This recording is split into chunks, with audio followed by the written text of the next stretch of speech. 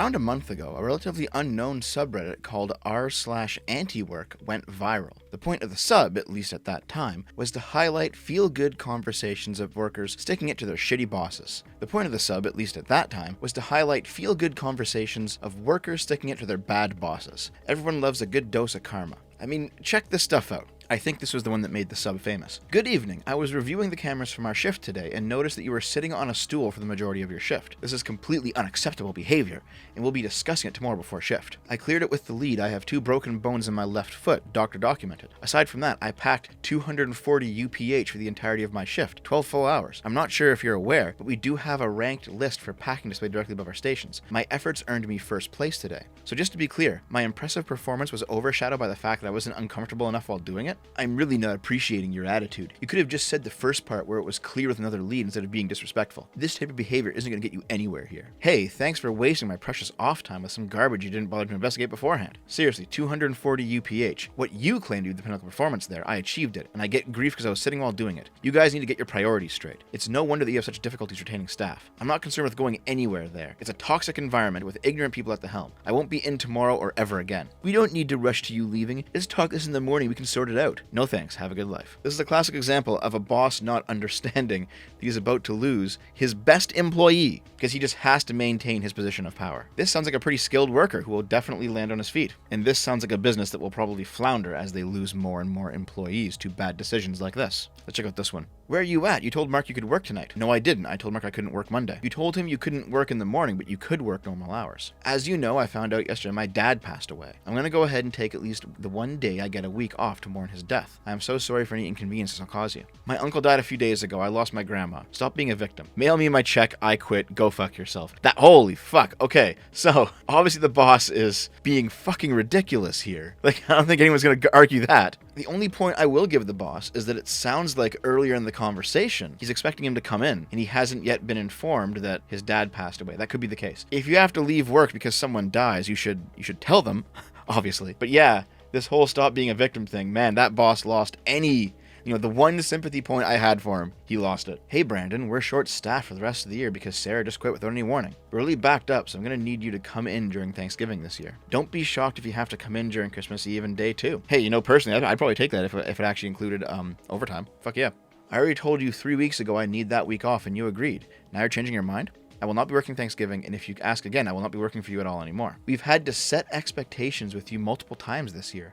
Coming in is the least you can do. Your PTO request has been denied. I'm not asking you to come in, I'm telling you that you have to. I'm telling you that you'll have no worker at all now. I quit. I'm actually on the fence about this one, I mean, he put in for time off. It sounds like it's been denied, though clearly not officially. We don't know what set expectations means. It could be that they're terrible bosses, or it could be he's a terrible employee. Who knows? Hey, Becky canceled on Saturday. I need you to come in and cover for her. That's not my problem. Saturday is my day off. I'm working 8 days straight and really need it. Damn. I'm sorry. We're short-staffed. I need you. I'm not coming in, so you have to. I'll see you Saturday. No, you won't. I'm not coming in. You can't make me. You sure you want to do this? Really want to put your health insurance on the line? Jesus, health insurance. Like, back when I worked other jobs, yeah, I had the occasional dispute about time off. I never had someone say this. What are you going to do, fire me? I know you're short-staffed after Hunter and Paige quit last week, and you're already short bartenders. I don't accept that type of attitude. Last chance, I'll see you Sunday, or I won't see you again. Did you really just threaten me with health insurance? Whatever, I'm done with this. You can consider this my notice. I've had enough of your bullshit. Shitty bosses definitely do exist out there, guys. And sometimes they definitely do need to be put in their place. But it seems like leftoids believe that the entire left is pro-worker and the entire right is pro-boss. And that's it evenly cuts into 2 different camps. And it's like, no, that's not how the world is at all. I need you tomorrow. Saturdays are my days off. I'll be with my fiancé. I'm short and I need you to come in. Okay. How much am I getting? What? You're short-staffed and you need work tomorrow. We call that expedited. For $39.75, I can be there tomorrow. For $13, I'll see you on Monday. That's cheeky. Most of my jobs that I've had have been union jobs, and so the rate is basically set. Even if your boss wants to give you a raise like this, they can't. It has to go by the union contract. But assuming this is a non-union job, this is absolutely something that you can do. You should do it. Hello, Sophie has just quit and we're already short-staffed. I hate to be the bearer of bad news, but it looks like you need to come in on Thanksgiving. Unfortunately, I'll be out of town visiting family, as I told you in October. You approved it. I'm unable to change my plans. I'm sorry. I don't appreciate the tone. What tone? We have enough staff in October. What I said no longer applies. Again, I apologize. We need to come in for Thanksgiving. It won't be happening. Speak to me like that again and you'll be really short-staffed. You're about to get yourself into some big trouble. Cooperate or you may find yourself here on Christmas as well. Got it? Yeah, I'm not sure how I put up with your shit for almost a year. I quit. Good luck finding someone else, though. How dumb do you have to be to just keep doubling down? Like, you, boss, Mike from work, you need this person. What are you doing? Oh god, the boss's name this time is Robert CP. I need you to come in from 11 a.m. to 10 p.m. today. We have an event scheduled and only one bartender. No thank you, tomorrow's my day off. You need to be a team player. It isn't all about you. Please come in tomorrow. Why are you just now telling me at 3 a.m. that you need me to work 11 hours tomorrow? I've had a few drinks. I don't feel like coming into work hungover and working for that long of a day on my day off. You need to stay ready for work. Getting too drunk is not a good look if you can't stay prepared. Sometimes things happen. We need to cover each other. You're telling the bartender not to drink on his time off? Want to go tell the chefs not to eat off the clock too? Dude, if you had given me more notice, I would have considered it. And just not have had any drinks so I wouldn't have to work hungover. But you waited too long, I'm already drunk, and I don't feel like coming in while hungover. Don't you know how to bartend too? Even if you don't, we literally have flashcards for each drink on the menu for each event. You can literally just tape them to the counter and use them as a guide to make the drinks yourself. We are going to talk about this attitude when you come in on Sunday. No, we're not. Bartenders are needed all over the place now. I think I'll just go to work at one of the dozens of places they're hiring around here. I'm fed up with you. Give me a call. Don't make such an impulsive decision. You're making a mistake because you're drunk and you think it's a good idea. When you wake up tomorrow, you're gonna regret this. Eat my ass. If they want you to be on call, make sure that they're paying you so that you're on call. I must admit, I haven't really had the displeasure of experiencing any of this kind of stuff. Places that would call me in when I work for them, and I said, listen, I'm sorry, I can't do it today. They're just like, okay, understood, have a good day. And that was it. No one ever pressured me. When I said no, it was no. And maybe it's just like a Canadian thing, because most people around here, like, they don't get this stuff. I think everybody's felt this way before. You've got a shitty boss who clearly doesn't know how integral you are to the operation, or who doesn't care and thinks he has your balls in a vice, and you always daydream about the day you can finally tell him to fuck off because you don't need this job anymore, you quit. Those aren't illegitimate feelings. And since we have to go into political theory now, Marx's idea of alienation is one of the only things he got kind of right. The theory of alienation is basically the idea that living in a capitalist society with social classes creates an alienation of people from aspects of their nature, resulting in an estrangement from their own humanity. Specifically in this case, the alienation of production. Marx theorized that a worker who does not work for himself and keep the full produce of his labor, but instead works for another and exchanges his labor for money, experiences alienation from his own labor. In practical terms, because he's lost the ability to direct his own production, since that's managed by a boss, as a consequence he loses the ability to determine a portion of his own life, that time spent on the clock. Marx's view was that downstream from this alienation was an eventual loss of the right to think of themselves as the director of their own actions, to define their relationships with others, and eventually the loss of ownership as a concept itself, meaning that people would not mentally understand what it means to own something. In this conception, Marx has presented what he believes to be liberalism's ultimate end: workers as legally autonomous, self-owned human beings, but who have no choice but to enter into business contracts with the bourgeoisie to sell themselves to survive, and eventually whose lives and consciousness revolves entirely around the selling of the self. And this does in fact seem to be the case, though I think Marx overstates his argument at the end there, when he thinks that the most grinding long-term employment results in people losing the faculty of self-thought and self-ownership. But what's obvious to me is that what Marx considers to be liberalism's end, it's a better version of what socialism's actual end is. Every commie in Prague out there, every so-called left libertarian, libertarian socialist, and whatever, despite the tenets of their theories, they're all calling for increasing government control, especially in the wake of COVID. They're all cheering on the increasing authoritarian centralization of the modern era. They literally think you own nothing and will be happy is a good end. Socialism is a philosophy full of contradictions in this way. All of the evil it does, it claims its enemies will do, and then when they do it, they call it good. r/AntiWork, like any other sub on Reddit before it, rapidly stopped being about funny stories and interactions with shitty bosses, and quickly became all about politics. The sub now no longer features interesting text exchanges, it's all about leftist theory, articles about strikes, Twitter screen caps about communist bullshit. You know exactly what I'm talking about. The entire sub has missed the main point, and the entirety of the socialist movement has missed it for the last 100 years. That workers walking off the job is not socialist praxis, it's not unionism, it's liberal capitalism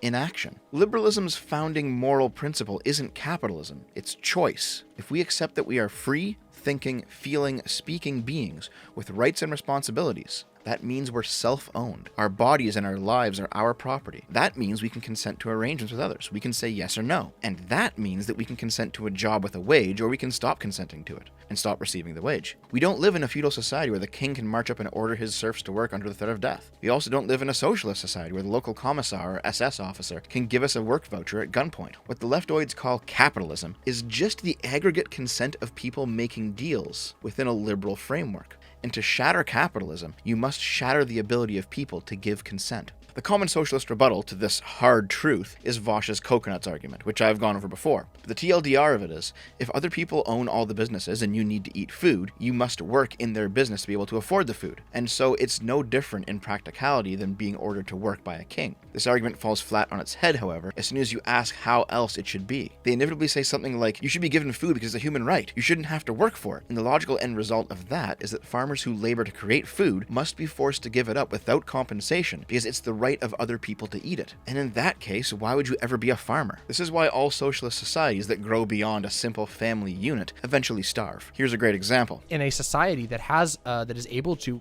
create an abundance, I don't see why there's any reason why somebody would have to be locked behind work. I'm sure that community would probably value that person quite a lot.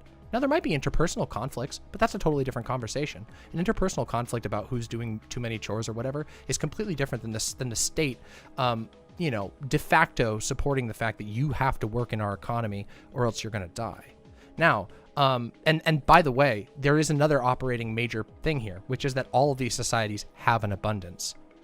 Despite having a gross abundance, America has more than enough to feed the whole world. We have such a great abundance, and yet we still force people to work. And I don't think that would be a problem in an abundant communist society where things are shared. I don't think that would be a problem at all. If somebody decided for their own reasons, I think people have good reasons for not wanting to work. What Demon Mama is describing here, if you dig a bit deeper, is a situation where farmers get paid nothing for their food. It's not even a blowjobs for coconuts exchange. It's blowjobs for nothing. It's a worse arrangement. And though she will never say it, if you scratch beneath the surface, her politics and the politics of every other socialist, communist, left anarchist, whatever, is all about that shattering of consent. Returning to r/AntiWork, what makes the sub so funny is that they think they're engaging in revolutionary praxis, but the truth is, this is liberalism just working as intended. You got a shitty boss or a shitty job? Quit. Take labor elsewhere. Or work for yourself. Somebody even posted this tweet talking about a company that raised its wages to attract workers, and suddenly they no longer had a labor shortage. Like it was somehow an own of capitalism. No, this is how the system is meant to work. The reason you don't think it works this way is a combination of shitty Marxist professors telling you nonsense while you were in school, and living in decades of unfettered immigration decreasing the value of your labor due to inflated foreign competition. It turns out when there's not many workers and too many jobs, companies start competing to buy labor, and the price of labor goes up. This is a fact that somebody with a professional level career knows all too well. If you're high up in a company, if you've got rare or invaluable skills, organizations will outbid each other to secure you because you're a valuable asset. The reason non-compete clauses are big in the professional world is because if you quit, your boss doesn't want you taking all of your knowledge to their competitors, and that non-compete comes with a pay bump to compensate for it. The current anti-work phenomenon is not something that could happen in any socialist system. In a stateless, moneyless, classless society, forget it. Why should you have access to the commune's stores if you aren't contributing to it? Either you'll be kicked out or the commune will collapse. In a more national socialist or national syndicalist society, the economy is almost always restructured into a neo-guildist system, where you must be a member of the national trade union in order to even qualify for work. And then the powers that be will direct your production for the good of the nation or the people or whatever. You will never own your labor. Your labor will belong to the collective. Soviet Russia, Nazi Germany, and Fascist Italy all implemented their command economies in this way, with some minor variations. And Communist China is doing the same right now. But none of this is liberal economics. None of this is anything close to free market capitalism. And only when you have a sufficiently free market do individuals have the freedom to quit jobs, make lateral moves, or start businesses of their own. The people at r/AntiWork are literally too stupid to understand that they're cheering for socialism while performing liberal praxis. Please come into work. We are short-staffed.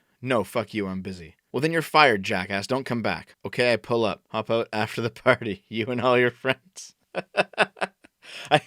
I got baited. I got baited, guys.